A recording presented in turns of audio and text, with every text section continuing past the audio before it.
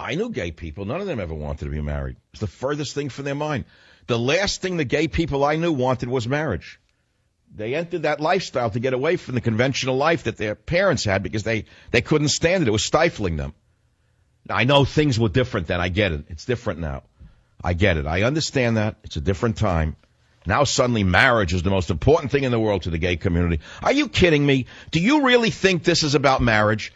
We discussed it yesterday. If it's about property rights, visitation rights, that could be done very simply without redefining marriage for the entire universe.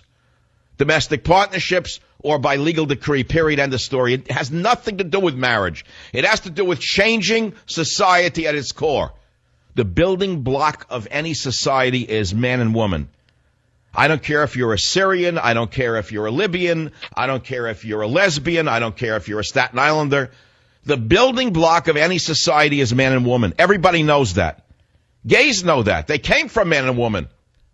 So why do they have to change the structure of the world to reflect their own view of the world? Because they can. Because they control the media. That's why. Now we go on. I'm going to roll here. How many people hate me now? I don't know. I'm not trying to be hated. I am trying to have a discussion here. Let's have one more, which is from Mr. Roberts, who was the man who gave us Obamacare, strangely. Nobody knows why he did that. He was the one who suddenly said it's a tax. It's not a tax. Therefore, it's Obamacare. Yes, you can have Castro care in America. So here's Justice Roberts now in clip 4. Every definition that I looked up prior to about a dozen years ago defined marriage as unity between a man and a woman as husband and wife. Obviously, if you succeed, that core definition will no longer be operable. Then Alito asks, what will be the limits on same-sex marriages? Okay, clip 5. It's a good one. Listen to this one. Suppose we rule in your favor in this case, and then after that, a group consisting of 2 men and 2 women apply for a marriage license. Would there be any ground for denying them the license? That's all. Polygamy is coming. Polygamy next. Marry a horse next. Want to marry a dog? Sure. Why not? Marry a dog. It's a nice, furry creature. Doesn't bother anybody. Isn't your dog entitled to marriage, too? Tell me why, if you change the name, the definition of the word marriage, you cannot marry an animal. Tell me why. Explain that to me. How? How will it be limited? Isn't that a constitutional right to marry your cat or your dog? Now, I'm not comparing gays to cats and dogs. Please don't lump the two together and make something out of what I'm not saying. Don't try to do it. It's too late in my career. It's not going to work. You and George Soros and the rats who evade taxes and attack conservatives, you know what? You lost. You didn't win. So the fact of the matter is, keep trying, but you're not going to get me. I'm too smart for you, number one, and I'm not what you say I am, number two. And the best defense, by the way, for an attack is the truth. So don't try to lump me in with the bigots, because I'm the last thing on earth. The last thing on earth I am is a bigot. I am Michael Savage. I am a sexual libertarian. The nation is in a state of emotional collapse. Everyone's against everyone else. So it's not bad enough the Islamo-fascists are hunting us. It's not bad enough that our intelligence agencies have been penetrated and are weakened and are not doing their job. It's not bad enough that we're almost at the verge of war with Russia because of Obama and Hillary Clinton. It's not bad enough that Israel could be nuked if John Kerry, the anti-American, is permitted to sign the so-called nuclear deal. No, now we have to focus on redefining the most fundamental building block of a society, marriage. So let's talk about it. Since that's what the Supreme Court is doing, that's what we the people are going to be doing too. I don't think everything is what it appears to be, and I think there are other dimensions to reality. I always have known that my whole life. We all do. We seem to think that we're two-dimensional creatures, sometimes maybe three-dimensional creatures, but sometimes I think we're multidimensional creatures. And I believe that there's more to any picture that meets the eye, including why Islam is on the rise, why the West is falling, and why America, in the midst of all of this, is obsessed with a situation such as gay marriage. I believe that there's a spiritual element to this entire picture that we can touch on if you want. How about the Baltimore riots? What would the spiritual element of that be? Why is that happening again? Why is it suddenly 1968? Why do we have minority mayors who tell the police to not fight back against the rioters. And the rioters only stopped when the National Guard came out and had guns in their hands. Why are communists in New York City who have nothing to do, kids from the colleges who have nothing to do, usually kids from middle-class houses, especially those radical girls, running around with knapsacks all over New York trying to burn things down, attacking police? Why? Why are they permitted to run rampant in the streets? Why? What's the spiritual meaning of all of this? Well, there's a simple answer to it all, and then there's a complex answer to it all, and then, of course, there's no answer to it. I'd rather talk about the no answer. We're supposed to believe we're living in progressive times. We're supposed to believe that we're living in times that are advanced. I would argue the opposite. My contemporary insights would tell me something else. And I tried to tell you this whole argument of gay marriage, for one moment, just remove the word gay in marriage from what I'm about to say and go back to my analogy of Jacob's ladder, because I want to do the mystical thing for 1 minute. What is Jacob's ladder? Sulam Yaakov is a staircase to heaven that the biblical patriarch Jacob dreams about during his flight from his brother Esau. It is described in the book of Genesis. He dreamed. He lay his head on a rock, if you read Genesis, and he put the rock under his head, and he dreamed of a staircase to heaven.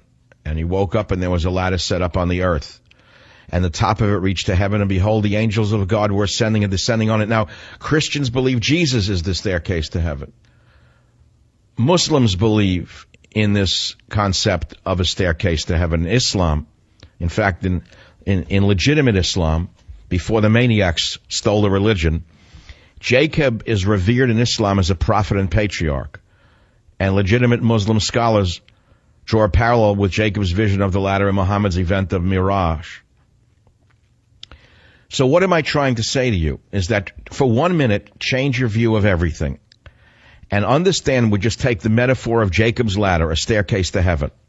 And the mystics would argue, for example, that if you change the order of the rungs, you can destroy everything. If you pervert or confuse the rungs on Jacob's ladder, all of our troubles can be seen for what they are. I want to shift, though, to something entirely different. A plane bound for Amman, Jordan, goes down in the Caspian Sea. The crash yields no survivors except the hijacker.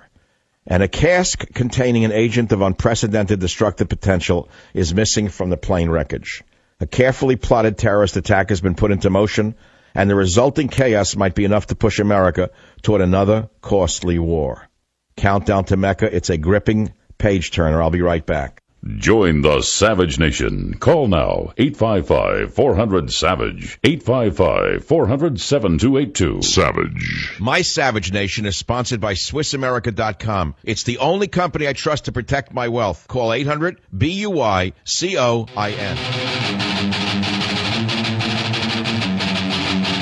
All right, so let's finish up on this whole thing of equality. That's what it's all about.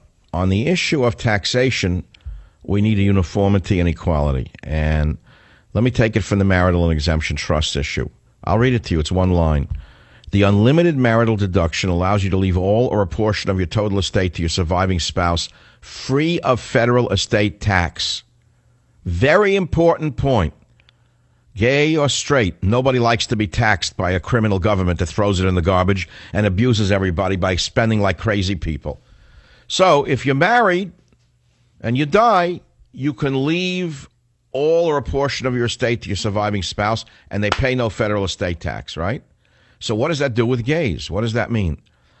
Well, the good news is that federal law allows the same situation if they marry in a state which permits same-sex marriage and does not permit when same-sex marry in states where the local vote has rejected same-sex. So what does that mean?